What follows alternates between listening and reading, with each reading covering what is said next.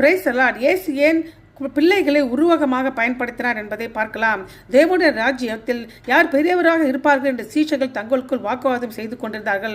இயேசு தேவனுடைய ராஜ்யத்தை ஒரு அரசியல் ராஜ்யமாக உருவாக்கப் போகிறார் என்று சீஷர்கள் எதிர்பார்த்தார்கள்.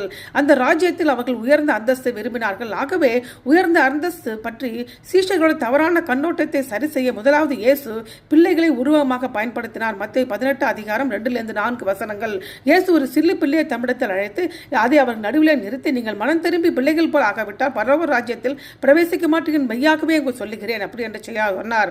ஆகையால் இந்த பிள்ளைகளைப் போல தன்னை தாழ்த்துகிறவன் எவனோ அவனே பரலோக ராஜ்யத்தில் பெரியவனாய் இருக்கிறான். பண்டைய உலகில் ஒரு குழந்தையாக சமூகத்துக்கு அந்தஸ்து இல்லை, அதிகாரம் இல்லை, உரிமை இல்லை, பராமரிப்புக்காக மற்றவர்களை முழுமையாக சார்ந்திருந்தார்கள். ஆகவே மனத்தாழ்மை, நம்பிக்கை உள்ளவனும் தேவனுக்கு சார்ந்தவனுமான உண்மையான சீஷனுடைய இருதயத்தின் தோரணையை இந்த குழந்தைகள் பிரதிநிதித்துவம் செய்கின்றன.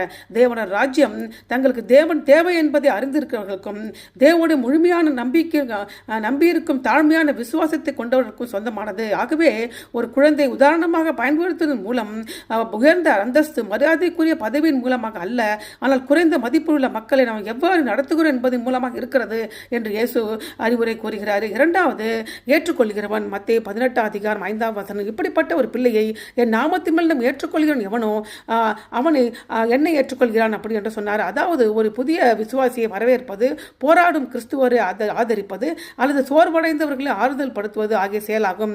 இந்த சிறிய சிறிய செயல்கள் நித்தியத்தை எதிரொலிக்கின்றன, ஏனென்றால் இயேசு அவர்கள் தன்னை காண்கிறார். மூன்றாவது, இடல உண்டாக்குகிறவன். மத்தேயு 18:8 என்னிடத்தில் விசுவாசமாக இருக்கிற இந்த சிறியவர்கள் ஒருவனுக்கு இடல உண்டாக்கிறவன் எவனோ அவனுடைய கழுத்தில் எந்திரக்கல்லை கட்டி சமுத்திரத்து ஆழத்தில் அவனை அமிழ்த்துவது அவனுக்கு நலமாக இருக்கும்.